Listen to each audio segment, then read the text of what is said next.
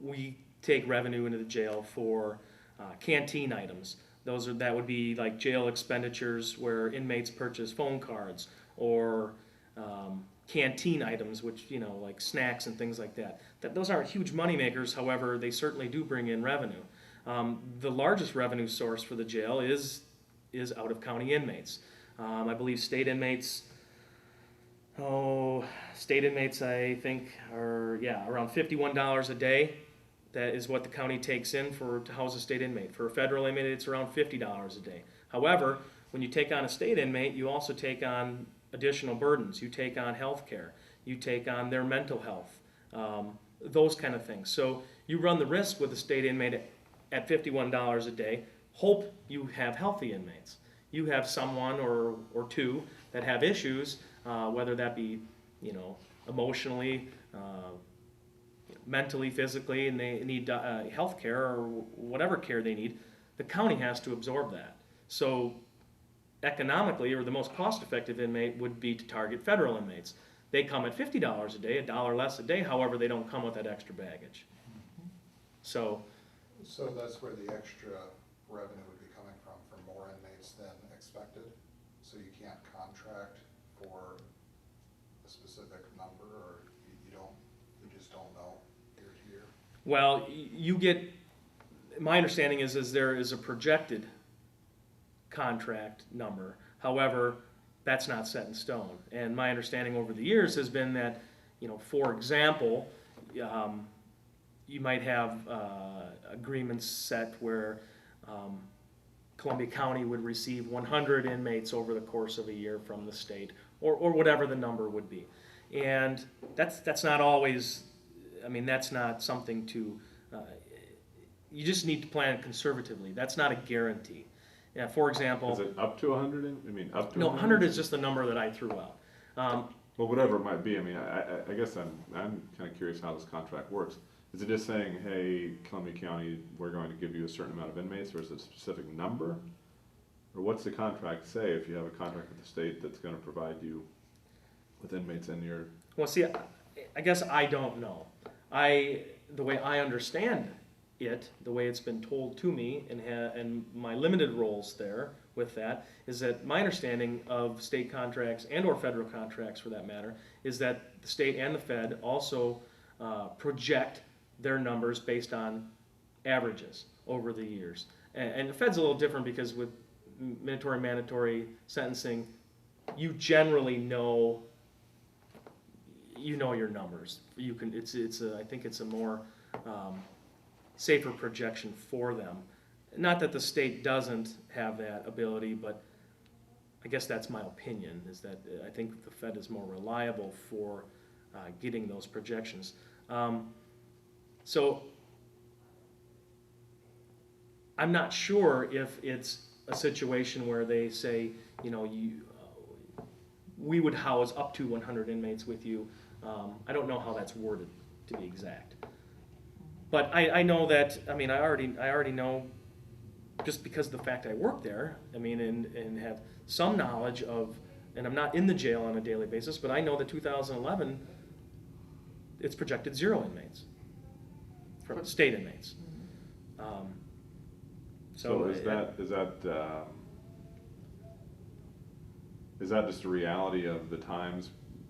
Because the state is, I'm assuming, why is it 0? I guess let me turn it that way. I don't know the exact reason why it's 0. I have my suspicions. I think it was significantly more than that. I think we actually had the numbers at some point, but it was clearly a lot more than 0. I think that's. Oh, certainly. Matter of fact, I don't think there's. I mean, in my 13 years, I don't really think there's ever been a year where there's been 0. Are you alluding to the Department of Corrections rules changes that is asking? They're asking county jails that take state inmates to also take those who have violated their extended supervision.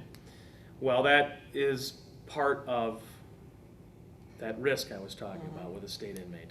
Whereas, it sounds like you understand how that works. You know, the state were to do an early release program or something with a state inmate, and they're out in the street and they violate the conditions of their parole or whatever their conditions are, they get taken in and housed at the county level.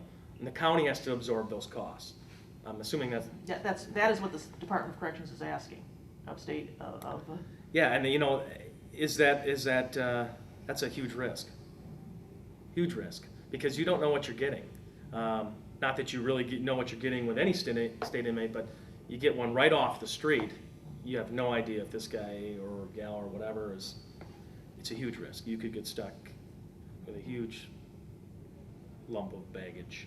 But the county's compensated for those inmates, isn't it? Compensated at $50 a day, or 51, I'm sorry. They're not compensated for those medical costs that are incurred by the county, because once they become custody of the county assumes all care.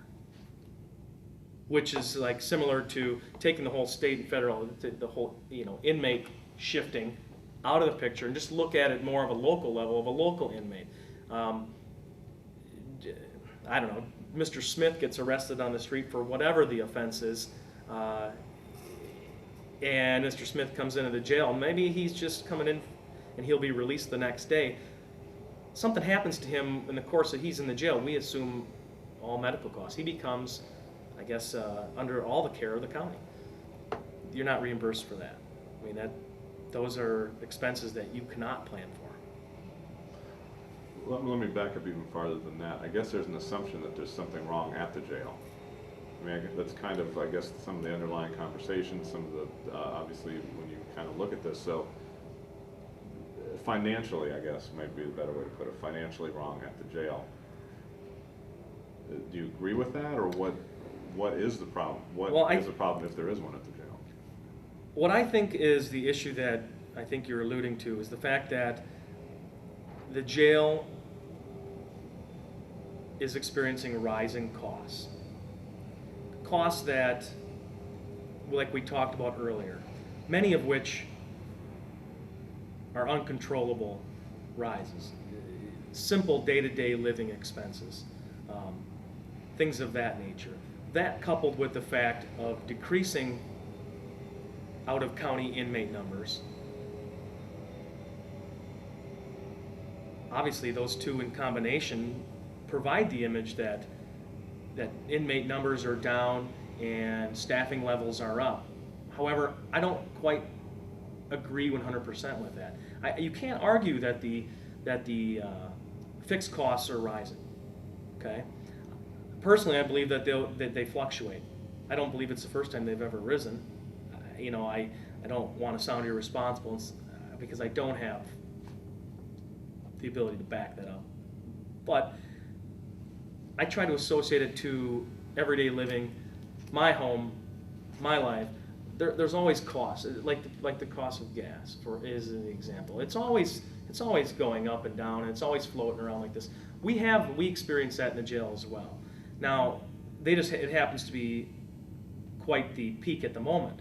What the exact peak is, I don't know, or what the spike is, but that associated with the fact that we are losing inmates, state inmates that provide that additional revenue that over the years has offset those costs. That's what's created this image that like something's broken. So I don't believe that there's something broken at the Columbia County Jail. It's a matter of being creative at this point and managing it and seeking out ways, creative ways to offset those costs. the whole issue with out-of-county inmates, be it from other counties, be it inmates being brought in, was that just kind of a trend that has gone away? I mean, it seems like there's a lot of counties were sending some of their inmates elsewhere, or the state, was trying to do that. I guess, is that something that's not in vogue anymore, and that's why it's gone away, or is Columbia County just missing out on something that other counties are still taking advantage of? Well, I think probably both.